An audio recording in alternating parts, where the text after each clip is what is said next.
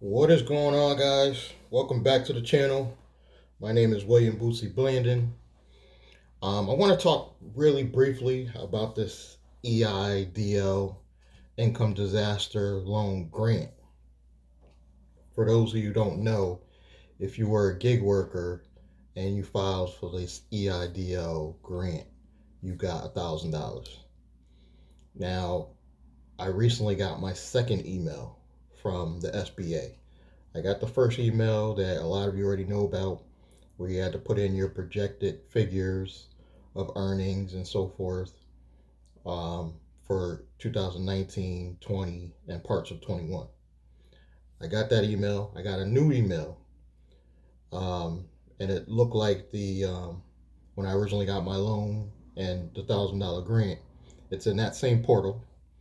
They asked for some more information. It was a DocuSign, and basically just confirming that they're going to give me some type of added money to the grant. Now we're supposed to, according to the guidelines, I'm due $9,000. But here's what scares me, guys. I actually watched somebody, this is why I shouldn't watch other people's YouTube channel, and they got a client that went in, he did what I did, he got approved. He got supposedly one of the first people that got approved. And his original grant was 3,000, which means the balance should be 7. The SBA supposedly only gave him $2,000.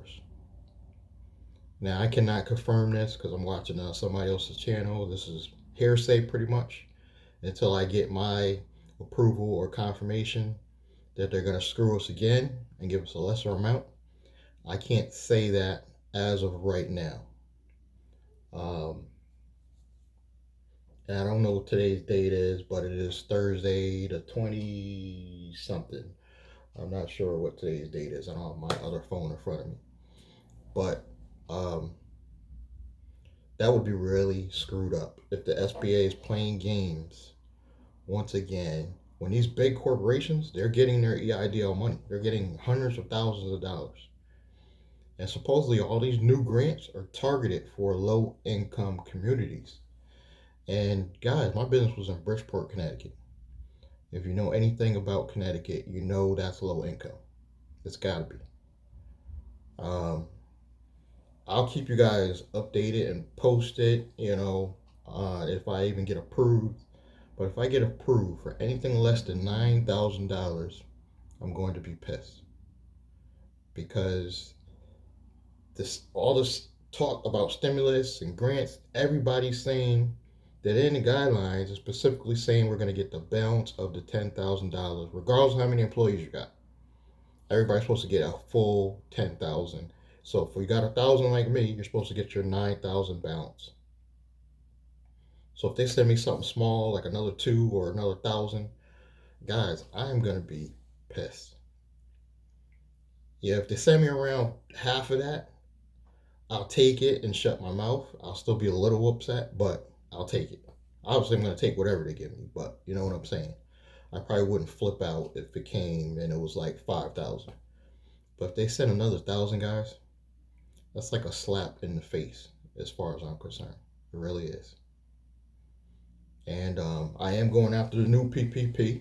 I don't know if you guys been following, but um, the current PPP, which I'm probably going to get denied on, is based on whether or not you had your gross revenue, and then whatever your write-offs are, they're going by what you had after your write-offs.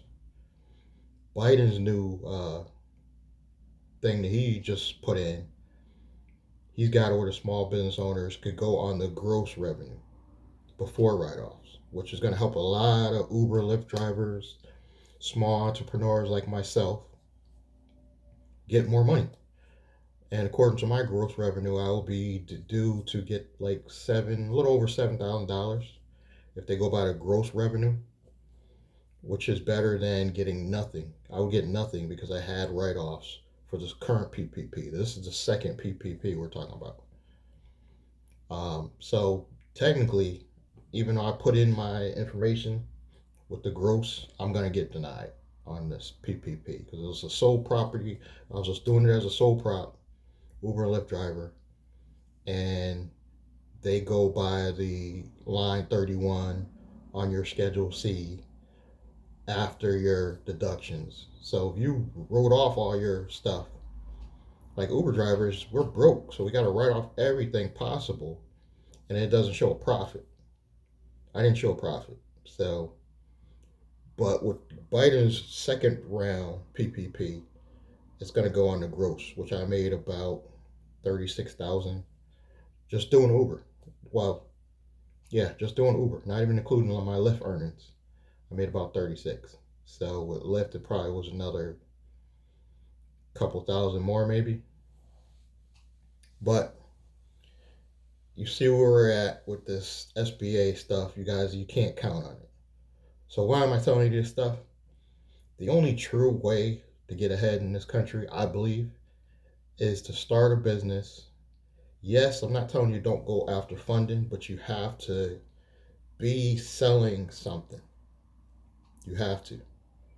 And I'm putting out content and I'm trying to sell courses and I'm working with this company's integrity, because you can't just rely on the government, guys. You can't rely on the government to just bail us out.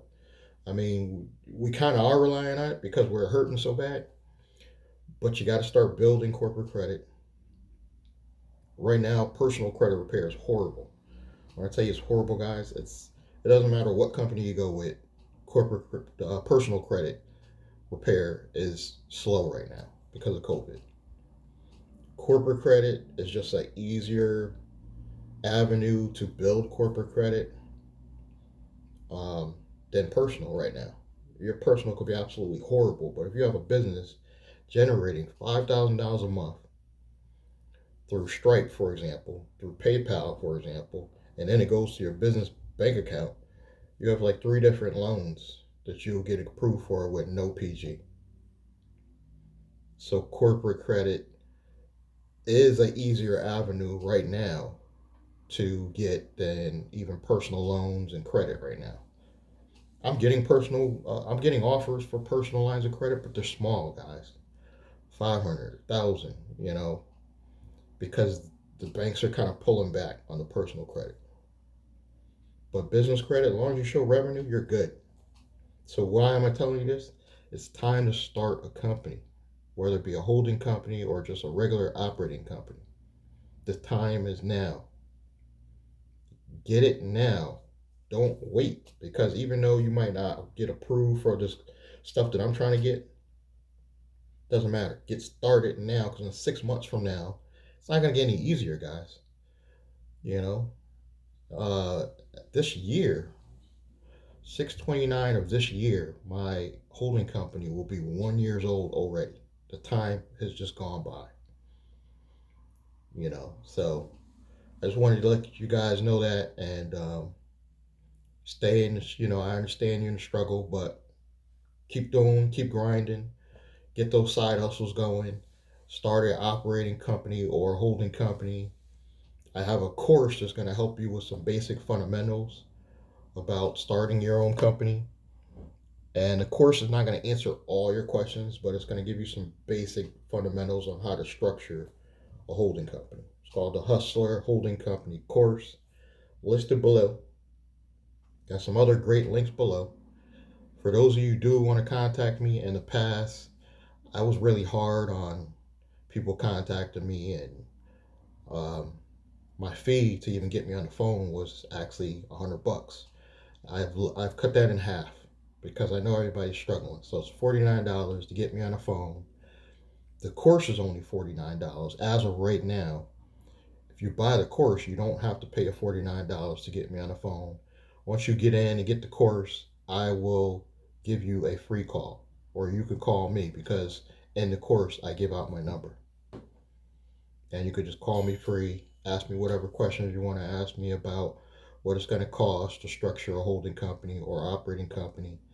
I do work with a better company than the company that set mine up with, and I'm going to get into another video about that. I had the people that set up my holding company, in my opinion, are scammers, but they did set up a legitimate holding company structure. But I paid for the holding company structure plus build me corporate credit, Because at the time I was too busy with Uber and Lyft. I didn't have time to focus on that. Now I'm focused on my business, guys, and you guys got to be too. I'm 100% all in, focused on building a real holding company, and in the future build some other baby companies that are going to be producing money. This is the goal. This is the plan. My plan is to have at least 3 different holding companies by the end of the year, at least one investment property, at least one, and on my way to building a $1 million business. This is the goal. You got to have goals in life. Either way, I'm going to make a livable wage, but I want to go beyond that. So if you like what I'm talking about, holding companies, corporate credit, business structures, we're going to be talking about that nonstop on this channel. Want to hear more about that? Subscribe, like, comment, and I'll catch you guys next time.